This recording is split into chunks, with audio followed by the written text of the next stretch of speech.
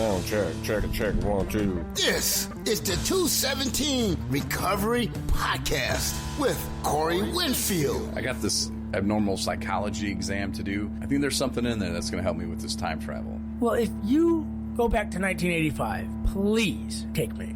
85? I kind of want to go see Michael J. Fox. 20th of October, 2020. My name is Corey Winfield, and this is the 217 Recovery Podcast. Joining me in the studio, co-host Marnie Liston. Yes, hello. Hey, Marnie, what's up? Hey. A little late on the applause, but that's cool.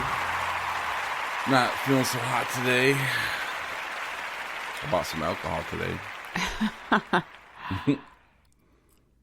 I mean, not like at the liquor store or anything, but I bought medicine that had alcohol in it, and I was thinking, okay, this is the first time I've bought alcohol in a long time, and it was medicine, but still, like, there was alcohol in it, and I saw it on the bottle after I took a big old swig of it, you know, because those cups are for kids. Cough syrup stuff. But it wasn't like cough syrup. It was like, I don't know, other stuff. But it's what I needed to help me with my sinuses and the stuff that I'm going through right now. But I could see where it could turn into something more. And obviously, I wouldn't, if I was going to get my drink on, I wouldn't do it with a little bottle of some medicine, but it could really trip some people up, though, when, you know, buying that kind of stuff. And I would like to say that it didn't cross my mind to not, oh, man, I could go to the liquor store, too. I would love to say it didn't cross my mind, but it did, you know, and I guess that's natural that it would. You know, once I saw the alcohol thing on it, I was like, oh, my God, maybe I shouldn't be drinking it. And then I'm like... You didn't know there was alcohol in it? No, not until after I drank it, but I didn't look at the bottle either. I was just like, medicine, And then I threw the cap away, and I went to grab the bottle to put it in the bathroom. That's when I looked at it, and it said, right on the bottom, it was like 10% alcohol. I was like, oh. And I started thinking, what proof is that? You know, like, is this even strong enough to do anything? And I was like, oh my God, like, stop, man. But no, so I'm still counting my clean time, though. Oh, are you? Yeah, I am. But, because that's way different to me anyway. You know, and like I said, if I wanted to go throw my life away, and then I even said that out loud. I looked at Nico and I was like, no. I was like, Daddy doesn't want to go back to living that kind of life again. Nope. I was like, it's not worth it. I was like, to just lose everything again. I was like, no, I'm not going to do that. But, you know, I had that moment. And at first I was like, man, I'm not going to tell anybody about that. And I don't know. I think it's important that I do, you know, coming up on 2 years. And,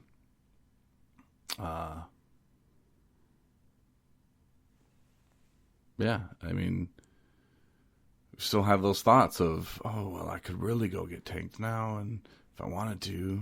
I mean, I could every day if I wanted to. Right. But like I said to Nico, Daddy doesn't want to go back to that miserable life. I'm done with that. Like, things are way too good right now, and I know exactly where I would be. You know, I have a couple dollars in the bank, and that would be gone.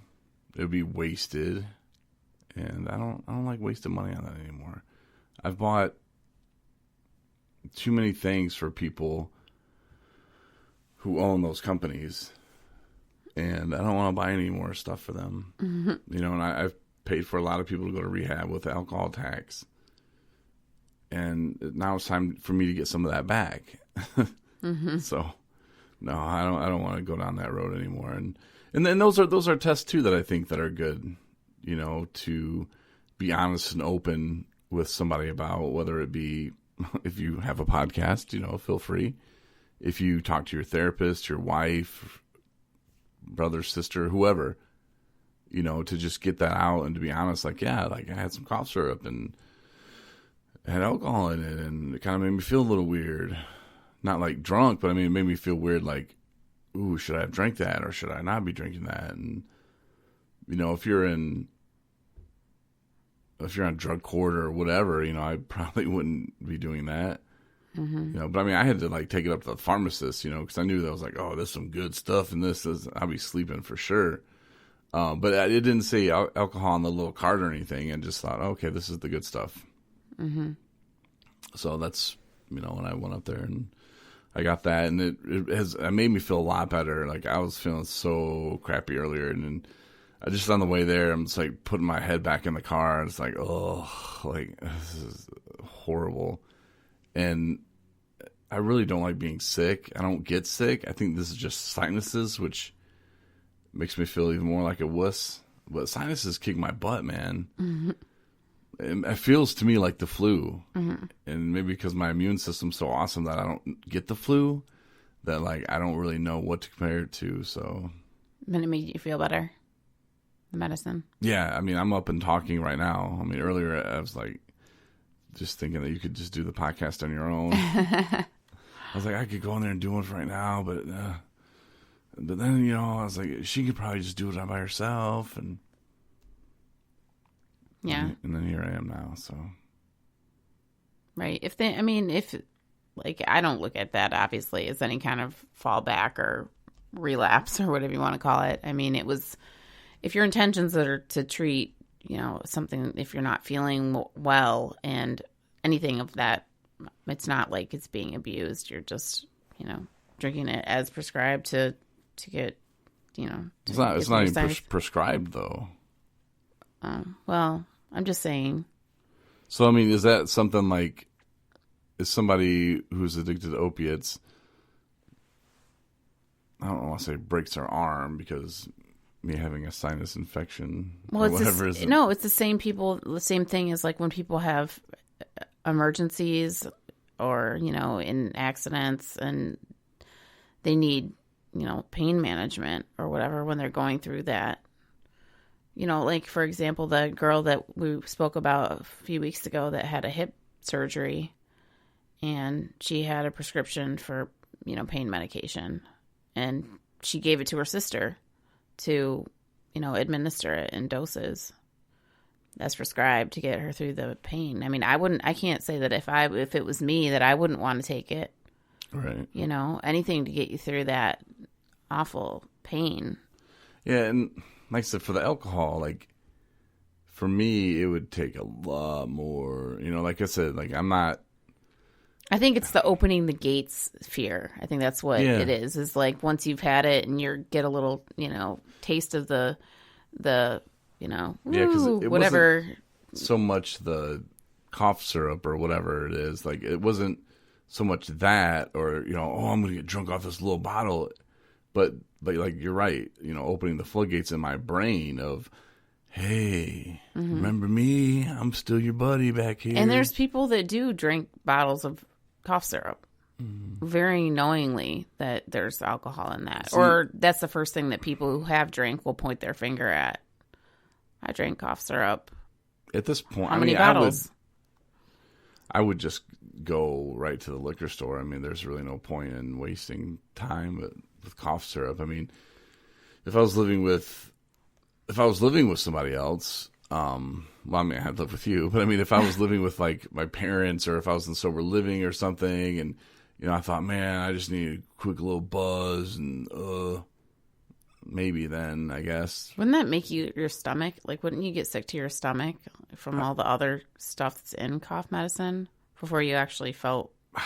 Oh, I don't know. I think it would make you sick. Right. I don't know. But I've heard that people that do that. I've drank mouthwash before. That's not fun. Mm-hmm. It's just made me thinking about it makes me yeah. It's a quiver. Yeah, but I can see where though the mental part of and right when I went to 10% alcohol, what proof is that? Like I was already doing the things that I would have done before, and but yeah, for me, if I was gonna go off the rails, it would be totally off the rails. And yeah, I don't have to do that today, and I don't want any part of that old life. I've suffered enough, and life is good today. Mm-hmm. Even though I feel like crap, and I'm a baby sometimes, but that's okay. What are you gonna do? So, our question from like 200 days ago about, do you have a topic, or what do you want? Do you have a topic for tonight or whatever? Mm-hmm. Keeps getting answers on it. So, more topics, I guess. That's good. Yeah. One's from Emily. Hi, Emily. Hi, Emily. Emily said one day she was going to start a 317 podcast. And then she never did. So, Emily, what's up with that? She did ask us a question, though, or wanted a topic. Dealing with people using in sober living. Now, I'm going to handle this, and I am assuming that you mean that you're in sober living and other people are using around you in sober living. Probably. That's what I'm getting out of it. Sorry, I had to take a drink of my cold coffee. Emily. The best advice I can give you as a professional radio broadcaster, from my past experience, is tell the house manager. That's what I would do. Because it wasn't so much for myself, it was so much because I created relationships in the house that I lived in. And there were people in there that would drink or do meth and think that nobody would know. And oh, yeah, they would know. And I wasn't the only one raising the alarm either, but I didn't want it to take those other people out. You know, there were some people that were stronger. And there were some people that were just barely hanging on, man.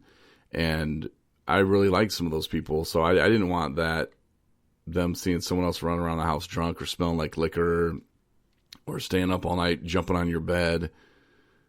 I didn't want any of that to cause anybody else to relapse. So I'd tell them house manager. And then, you know, Jason at Nathan's house, I'd send him a text. Hey, bro, like, you want to go check on homeboy? He's a little methed up today. I think I didn't put the ha-has in there. But, yeah, it's just like, it's one of those things. And it's not snitching. It's people like, yeah, no, it's not. It's snitching if you did it. And George brought that up to me because we were talking about on a car ride to Charlevoix. I might have mentioned this already on the podcast, but I'm doing it again. So, but yeah, he's like, it's only snitching. Like, if Marnie and I, if we robbed a bank, and then I was like, oh, Marty robbed that bank, you know, and went and told on you, then that's snitching. Now, if you just robbed a bank, came to my house and were like, hey, I robbed a bank, and I'm like, oh my God, she robbed a bank, I'm going to call the police. That's not snitching. Because my money was in that bank. I'm going to need it back. That's good analogy. You know, and people are, oh, but that money's insured. It's not the point. The point is, you know, yeah.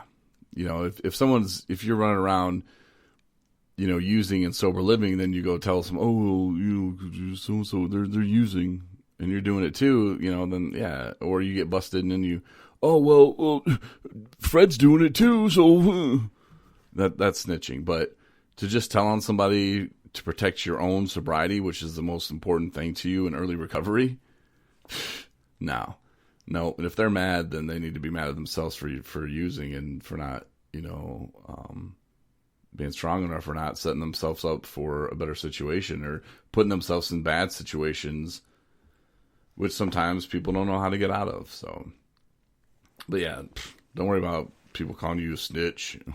Yeah, it's not prison. This is real life. For when I was in transitional housing, and I had a roommate that I actually grew pretty close to, and there was only a couple girls in a house full of, I think there was 12 at one point, maybe. Anyway, but I only had one roommate, and